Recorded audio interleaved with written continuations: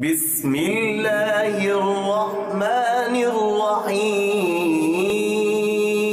شروع اللہ کے نام سے جو سب پر مہربان ہے، بہت مہربان ہے۔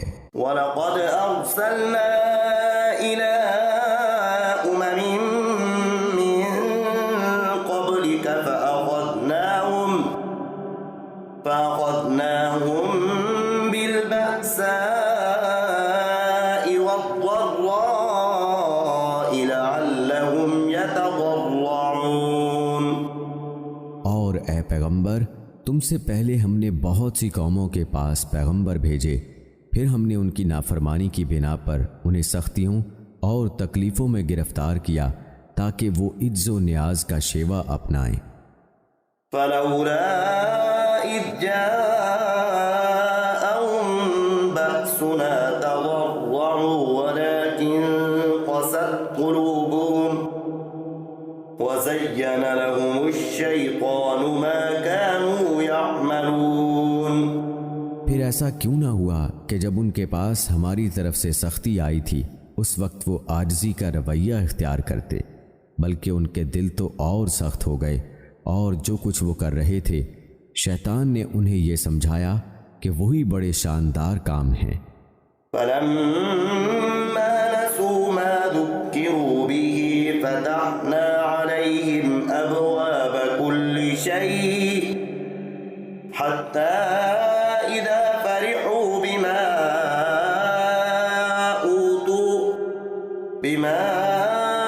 أُوتُوا أَخَذْنَاهُمْ بَغْتَةً فَإِذَا هُمْ مُبْلِسُونَ۔ پھر انہیں جو نصیحت کی گئی تھی جب وہ اسے بھلا بیٹھے تو ہم نے ان پر ہر نعمت کے دروازے کھول دیے، یہاں تک کہ جو نعمتیں انہیں دی گئی تھیں جب وہ ان پر اترانے لگیں تو ہم نے اچانک ان کو آ پکڑا، جس کا نتیجہ یہ ہوا کہ وہ بالکل مایوس ہو کر رہ گئے۔ اللہ تعالیٰ نے پچھلی امتوں کے ساتھ یہ معاملہ فرمایا کہ انہیں متنبہ کرنے کے لیے انہیں کچھ سختیوں میں بھی مبتلا فرمایا تاکہ وہ لوگ جن کے دل سختی کی حالت میں نرم پڑتے ہیں سوچنے سمجھنے کی طرف مائل ہو سکیں۔ پھر ان کو خوب خوشحالی عطا فرمائی تاکہ جو لوگ خوشحالی میں حق قبول کرنے کی صلاحیت رکھتے ہوں وہ کچھ سبق لے سکیں۔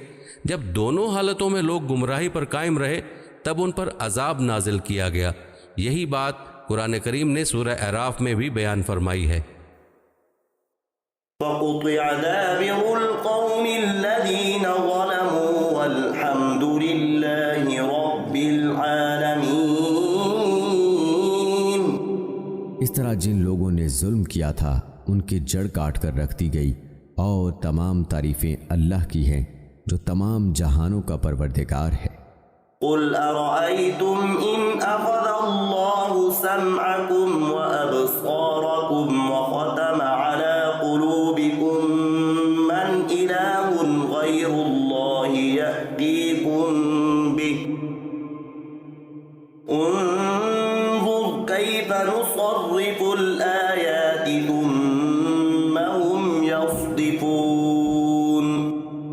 اے پیغمبر، ان سے کہو ذرا مجھے بتاؤ کہ اگر اللہ تمہاری سننے کی طاقت اور تمہاری آنکھیں تم سے چھین لے اور تمہارے دلوں پر مہر لگا دے تو اللہ کے سوا کون سا معبود ہے جو یہ چیزیں تمہیں لا کر دے دے؟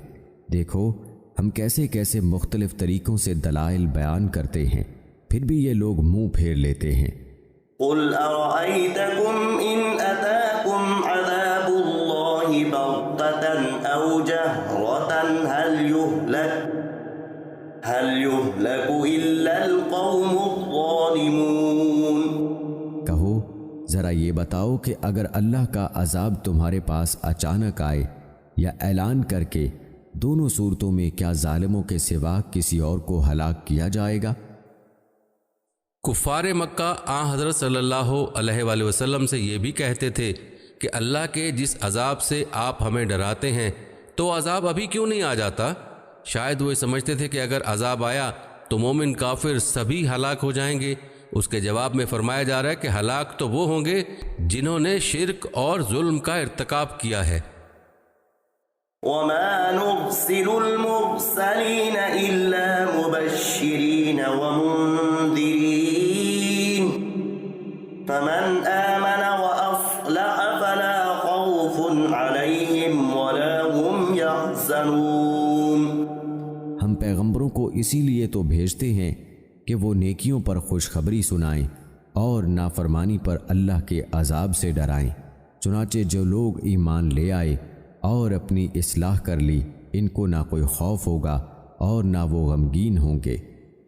والذین کذبوا بآیاتنا یمسهم العذاب بما كانوا یفسقون۔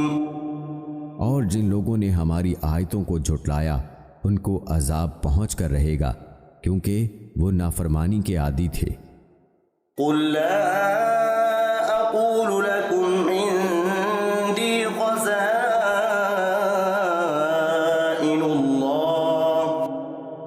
خزائن الله ولا اعلم الغيب ولا اقول لكم اني ملك ان اتبع الا ما يوحى الي قل هل يستوي الأعمى والبصير أفلا تتفكرون۔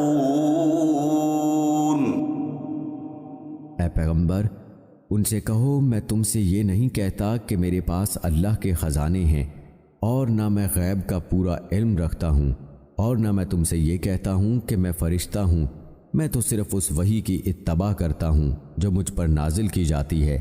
کہو کہ کیا ایک اندھا اور دوسرا بینائی رکھنے والا دونوں برابر ہو سکتے ہیں؟ پھر کیا تم غور نہیں کرتے؟ یہ ان مطالبات کا جواب ہے جو کفار حضرت صلی اللہ علیہ وآلہ وسلم سے کیا کرتے تھے کہ اگر تم پیغمبر ہو تو دولت کے خزانے تمہارے پاس ہونے چاہیے، لہٰذا فلاں فلاں معجزات دکھاؤ۔